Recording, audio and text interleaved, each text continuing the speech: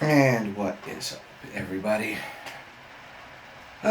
Today, it was interesting. I know it's been a while. I've been meaning to talk about a few things, but it's just it's just been weird, like as of late. Um, and today I was watching. At first, I was watching Sword Art Online, which is a very good anime. But I'm not really talking about that. But one of the episode I was watching, it was in the second season. Episode I was watching was when the mission where they find Excalibur, right? And interesting story. And then, you know, I go on to then watch the movie, the classic Disney movie, my favorite Disney animated movie to this day, movie that they will never, push further or get a miraculous, super special Blu-ray, release or get the live action treatment because it doesn't cater to girls. The Sword in the Stone, of course, which is about the story of Arthur and him pulling Excalibur from the stone. And shortly after that, binge watching Gargoyles, and the next episode that I was going to start watching was when Arthur, King Arthur, travels all the way to Manhattan to find Excalibur again. And all it reminded me of was King Arthur and the Knights of Justice. Now, I remember when that show, came out, and I was obsessed with it as a kid. It was something I had never seen before. It was a cool, new, interesting take on, the old tale, which I absolutely loved, but it was, but it was something I had known for a while that the show never got an ending. It only had two seasons, and it never had an ending. It didn't even leave you with a cliffhanger. And then I come to find out that the year after the final season, audiences were graced with the Super Nintendo release of King Arthur and the Knights of Justice. And from all the reviews, because I didn't play it as a kid. I didn't have a Super Nintendo. I had a Sega Genesis. So all the reviews that I had watched about playing the game was awful. But the playthrough I saw, go through the trouble of watching the playthrough, and the ending was simply, "You've released us from the cave of glass. Thank you. What can we do for you? Oh, let's see if we can go home. We'd like to go home. Merlin, we'd like to, Merlin, let's see if we can accommodate. Yes, everybody to Stonehenge." They all leave. That's it. And for those of you who are unfamiliar with the story of King Arthur and the Knights of Justice, what happens is King Arthur's actual half sister, Morgan Le Fay, but they couldn't pronounce it Morgana. Morgana has this team of warlords led by this man, Warlord Viper, and interesting backstory for him is he was supposed to have actually been one of the Knights of the Round Table who decided to just go renegade. But what happens is Arthur and all of his knights are imprisoned in a cave of glass. It's like this crystal cave, and all of them are trapped inside this crystal, and all of them are trapped within this crystal. But the only symbol of peace, this, that, the other, is Arthur and his knights. And since that was all taken, and then they kidnap Queen Guinevere, Merlin takes it upon himself to summon a new King Arthur and a new set of knights. It just so happens to be what looked like a semi-pro football team, which in apparently in the Super Nintendo game they said it was a high school football team. Now I understand Arthur was young, but I don't think he was this young by the time this was supposed to be happening. I mean, hell, even in Prince Valiant, Arthur was in probably his late 40s, early 50s. Then you got uh, then you got then in the Marvel comic, which was only a 3-issue miniseries, that was basically just a retelling, a slightly more in-depth retelling of the first 2 episodes, which I don't understand. Said it was a college football team. The show, it looked more like a semi-pro football team, the New York Knights. You know, and led by a quarterback, Arthur King. Whatever, okay? Ridiculously lazy play on words, but whatever. They take the place of the Knights. Guinevere is aware that, sees this man that looks like her husband. She can tell that it's like this. There's something different about him, yet he's the same. The relationship between the squires and King Arthur, as well as the knights, as well as some of the romantic relationships beginning to blossom between some of the handmaidens and the knights throughout the season. Even even in finding Arthur's key of truth, because the only way to get, to save the real King Arthur and his knights is to gather the keys of truth, 1 key per Arthur and every knight, which there was 11, so there was 12 keys that they had to gather. Like, even the one time that they found Arthur's key, but because somebody else touched it, it was like only Arthur was allowed to touch it. Someone else touched it, and the key dissolved and disappeared to try to be found somewhere else.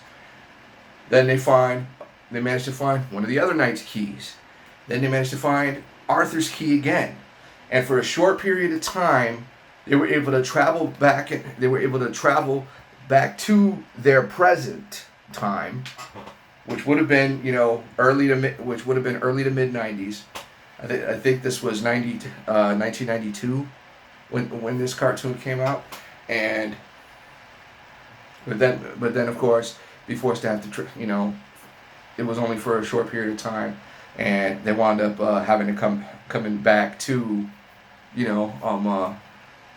that particular century. Which one I don't know, because they say is like the time of King Arthur. Not 100% sure when this was supposed to take place, because in this time they say it was the Middle Ages, but then in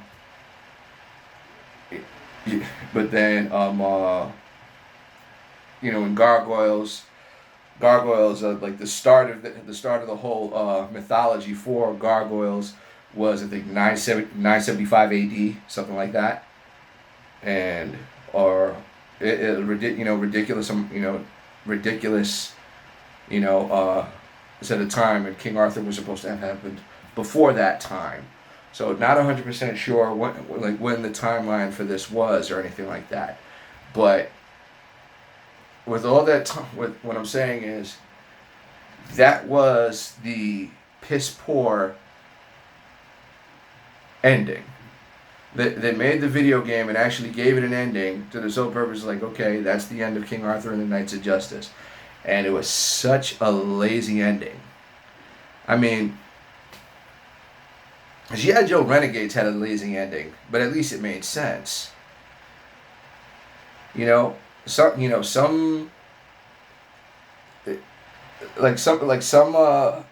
cartoons, they had some pretty lazy endings, but they still kind of made sense. That was not the case with this, because the cartoon didn't get an ending. This video game was supposed to be the ending, and it was awful.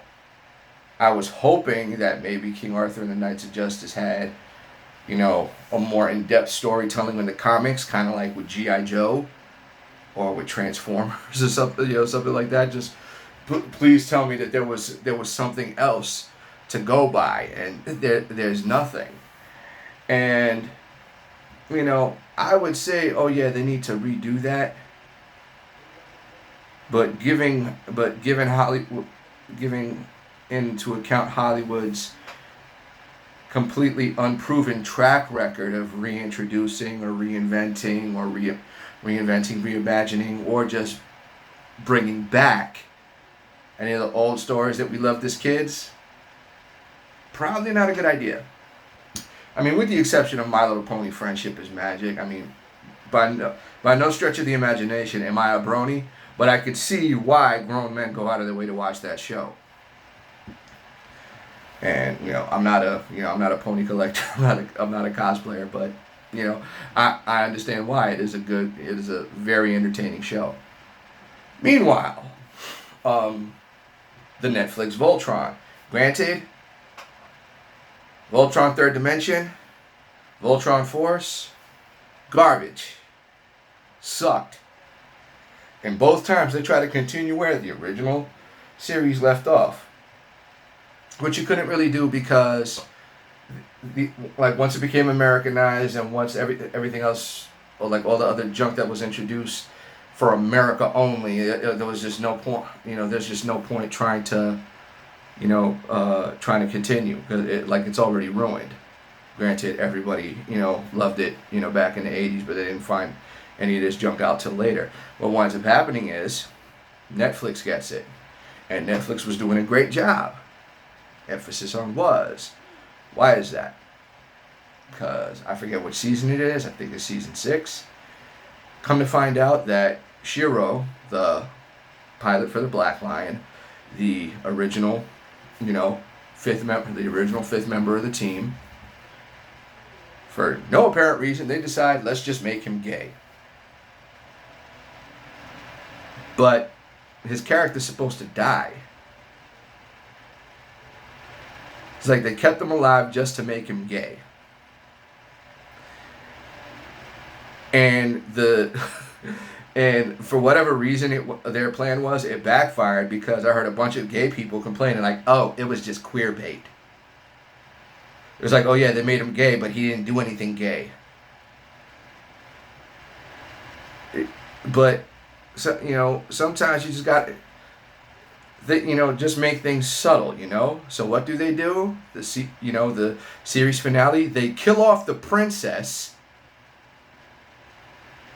It was dumb enough that they had her actually get romantically involved with Lance, which never happened in the okay, he's a goof, this, that, the other. And it looked like that they were actually going to have a romance between Keith and the princess.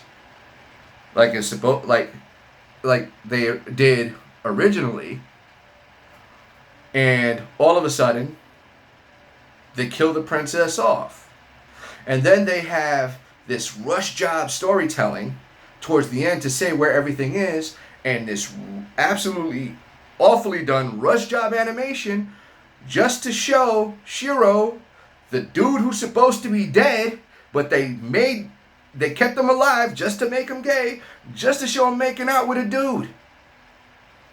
It's like, this is supposed to be a kid's show. I mean, My Little Pony Friendship is Magic. In the last season, they introduced a lesbian couple. But the only reason why I was able to the only reason I knew they were a lesbian couple is because I was an adult. It was so it was genuinely so subtle, it didn't matter. It's like you're just gonna force that. You're gonna force that onto people. It's like, come on, it's ridiculous. Later versions of Transformers. Just especially with the movies, and what else? That they just keep trying to bring back stuff like reboot. Nobody. It was bad enough that it ended on a cliffhanger. It was bad enough the original series ended on a cliffhanger. Then you try introducing it as a live action series. Really? And then with Power Rangers, they keep trying to bring back the original Mighty Morphin Power Rangers. They're trying to continue that story. Just let it go. And they're trying to do the same thing with they try to do the same thing with gargoyles. Got into an argument with a friend of mine. Because they try to say that, apparently the creator, and I swear this is just such a cop out, or he just, tried coming up with this. Granted, there's a lot of controversy behind the actual behind the actual creation of gargoyles. But what happens is this guy tries to say that, oh yeah, between diversity, this, that, and the other, and Lexington was supposedly gay. And I'm like, yeah, that never happened. He was like, no. He said it was gay. It's like, well, he never showed it. In fact, the only time he ever showed any romantic interest in anybody was 2 different times, and both times they were female. So, and a friend of mine's like, well, maybe he's just bi then. But they still showed no homosexual. He showed absolutely no homosexual interest. To try to say that, oh yeah, he was always gay when they never showed any of that. I mean, even freaking Tinky Winky in Teletubbies showed lots of homosexual tendencies. And that was for kindergarten. That was for freaking preschool kids. This, that, and the other. And Lexington showing absolutely no homosexual tendencies, but you're gonna try to say he was gay. So now you're gonna try to bring gargoyles back. Just you don't know what they're gonna do. I mean, with G.I. Joe Renegades, okay, granted. They screwed up when they casted Marlon Wayans. First off, Marlon Wayans, who's the least talented of all his siblings. They messed up when they casted him for Ripcord. No offense and buts. They screwed up Ripcord just to give the least talented Wayans sibling a role in G.I. Joe. I mean, what the hell sense does that make? But in G.I. Joe Renegades, to try to hold synergy with the movie, okay, that they made him black. We understand that. That's the only reason why we tolerate Samuel L. Jackson as Nick Fury. But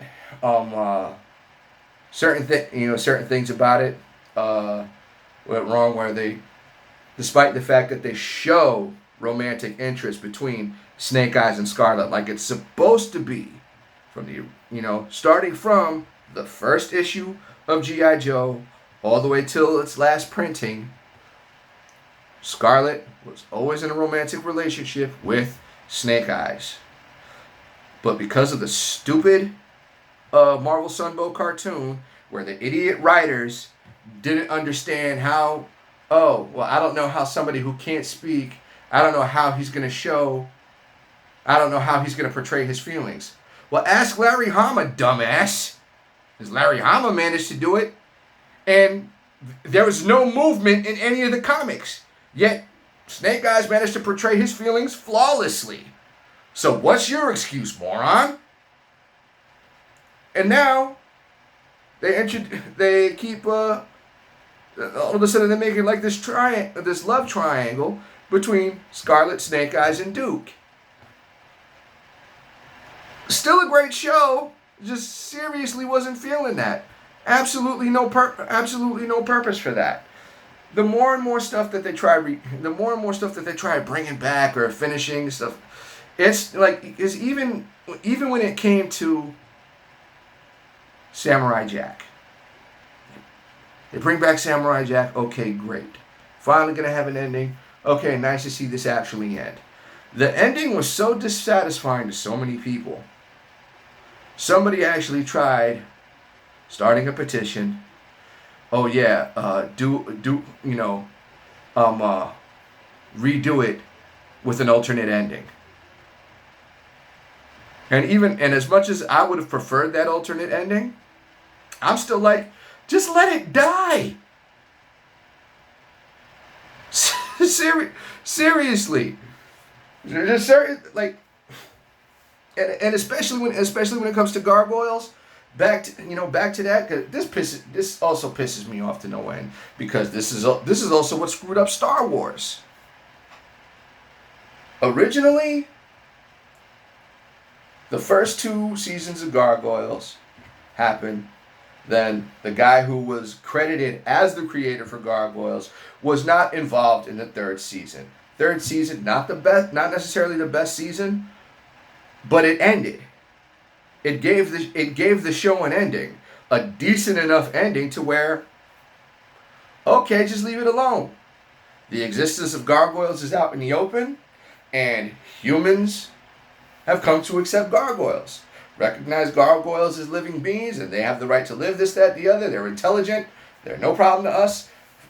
Something that we've like 13 episodes, something we waited for 13 episodes in the first season, 65 episodes in the second season, and another 13 episodes in the 3rd season. This has been a long time coming. It's finally happening. Okay, great. But because the creator wasn't involved, he decides that when Disney licenses off this new comic series for Gargoyles, I was under the impression it's the continuation. No. Because this creator took it upon himself that season 3 is not canon. Season 3 never happened. So basically, kind of like Dragon Ball GT. He Dragon Ball GT'd Gargoyles, the Goliath Chronicles. And like I said, not as good as the first 2 seasons. But it gave us an ending, and a satisfying ending. Versus, yeah, that never happened. This is what actually happened. And now that series is discontinued. Seriously, what the hell was the point of that?